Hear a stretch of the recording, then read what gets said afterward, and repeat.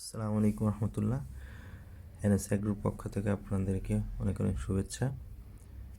আমাদের আসলে এর আগে আপনাদেরকে আমরা পিলারের সেট আপগুলো দেখিয়েছিলাম।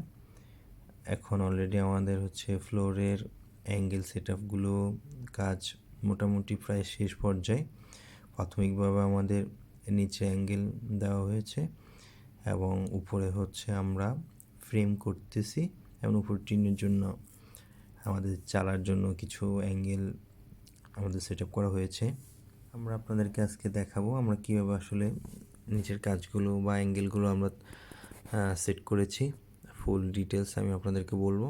এখনও কাজ চলমান, তো বাড়তি যে অ্যাঙ্গেলগুলো এখনও কাটা হয়নি।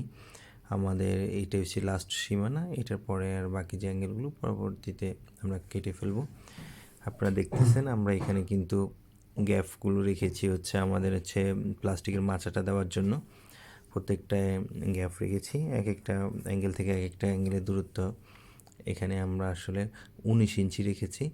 আপনি যদি এখানে দেখেন আমাদের অলরেডি মাচা আমরা দুইটা সেট আপ করে রেখেছি, কারণ এক একটা মাচার হচ্ছে 20 ইঞ্চি করে, তো তাই 19 ইঞ্চি গ্যাপ। আর এখানে আমরা 1.5 ফিট হচ্ছে আমরা প্রথমে হচ্ছে 1.5 ফিট টিন দিব নিচে, এরপরে 5 ফিট হচ্ছে আমরা নেট দিব, উপরের 3.5 ফিট আবার টিন দিব আমরা পাশে।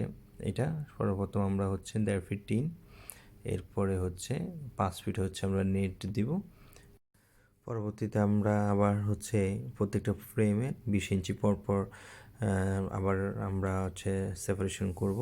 আর অলরেডি আমরা পাশে নেট লাগানোর জন্য হচ্ছে আমরা রড দিয়ে সেট আপটা করেছি। রডগুলো 3 ফিট পর পর আমরা এরকম রডের অ্যাঙ্গেলের সাথে রড দিয়েছি এটা সেট আপ করার জন্য। আর আমরা নিচের ফ্রেমটা আরও অনেকগুলো আলাদা ডিভিশন হবে বা অ্যাঙ্গেল ঢুকবে, পরবর্তী ইনশাল্লাহ আপনাদেরকে জানানো হবে। ধন্যবাদ আপনাদের।